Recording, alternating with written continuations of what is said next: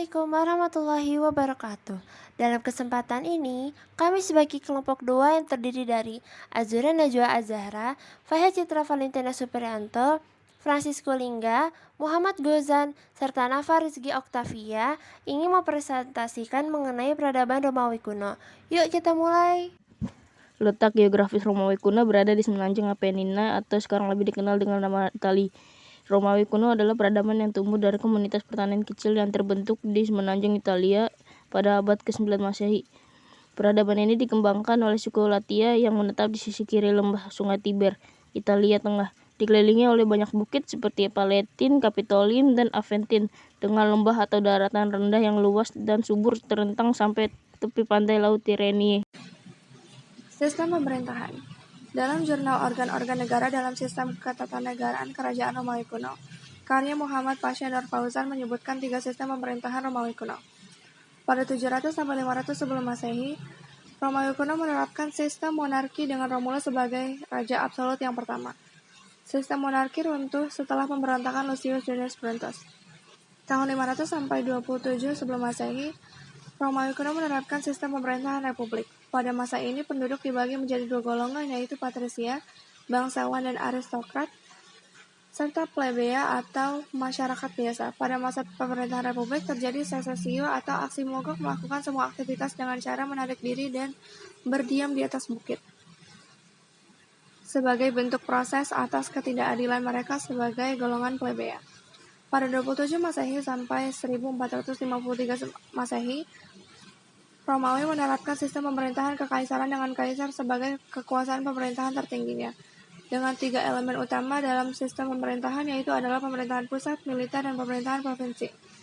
Sistem sosial masyarakat Romawi kuno terdiri dari 5 golongan, yaitu optimat, bangsawan, equites, pedagang, rakyat biasa, dan proletar. Warga hanya memiliki dirinya sendiri, dan budak. Untuk corak ekonomi, mereka adalah perdagangan dan pertanian. Kepercayaan dan religi. Pada awalnya, kepercayaan masyarakat Romawi kuno adalah animisme, yang dimana mempercayai roh-roh leluhur yang telah meninggal, serta dinamisme yang dimana mempercayai benda-benda yang diyakini memiliki kekuatan gaib. Namun, kepercayaan bangsa Romawi kuno yang utamanya ialah politeisme atau menyembah dewa-dewi yang lebih dari satu. Nama dewa-dewi tersebut diantaranya adalah Mars sebagai dewa perang, Merkurius sebagai dewa pembawa pesan antar dewa, Neptunus sebagai dewa laut, Janus sebagai dewa penjaga pintu, gerbang dan gapura, Diana sebagai dewi berburu, Vesta sebagai dewi perapian, Minerva sebagai dewi kesembuhan dan kebijaksanaan, serta Venus sebagai dewi cinta.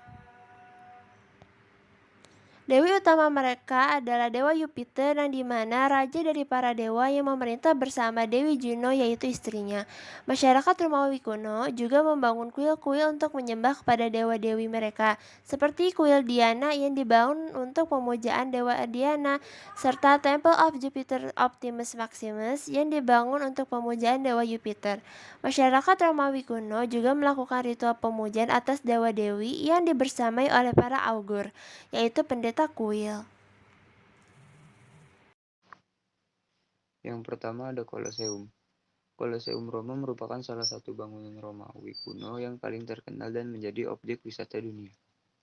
Colosseum Roma ini dibangun pada tahun 80 Masehi dan diresmikan oleh Jenderal Titus, yang dikenal sebagai Flavian Amphitheater. Colosseum Roma mulanya difungsikan sebagai sebuah gedung pertunjukan gladiator dan pertarungan laut tiruan. Colosseum menjadi salah satu bangunan termegah di dunia dan dilestarikan oleh pemerintah Roma.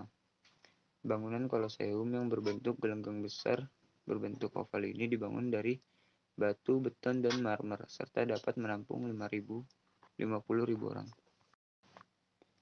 Yang kedua ada Roman Forum. Roman Forum, yang dikenal sebagai Forum Romanum dalam bahasa Latin, adalah sebuah situs yang terletak di pusat kota kuno Roma dan lokasi kegiatan keagamaan, politik, dan sosial yang penting. Roman Forum dibangun sejak abad ke-7 sebelum Masehi. Sejarawan percaya orang pertama kali memulai pertemuan publik di forum terbuka sekitar 500 sebelum Masehi, ketika Republik Romawi didirikan. Daerah berbentuk persegi panjang terletak di tanah dataran rendah antara Bukit Platin dan Bukit Kapitolin. Adalah rumah bagi banyak kuil dan monumen kota paling mengesankan.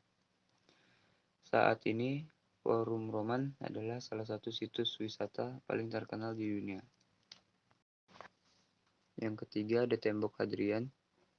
Tembok Hadrian merupakan warisan peninggalan sejarah Romawi di Inggris yang dibangun pada tahun 122 Masehi. Panjang Tembok Hadrian diperkirakan bisa mencapai 117 km dari Segedunum, Walsen, Sungai Tin, hingga ke pantai Solway Firth. Sedangkan lebar tembok Hadrian ini mencapai 6 meter dan tinggi 3,5 meter. Kondisi peradaban saat ini mengarah ke kondisi kehidupan dan juga kondisi alam. Kondisi kehidupan terdiri dari kondisi kehidupan sosial masyarakat dan juga kondisi perkembangan perekonomian masyarakat. Kondisi kehidupan sosial masyarakat Romawi terdiri atas golongan masyarakat bebas dan golongan budak. Hak para budak diambil alih oleh majikannya, sehingga nasib para budak berada di tangan majikannya. Pada masa pemerintahan Republik Romawi, jumlah para budak meningkat.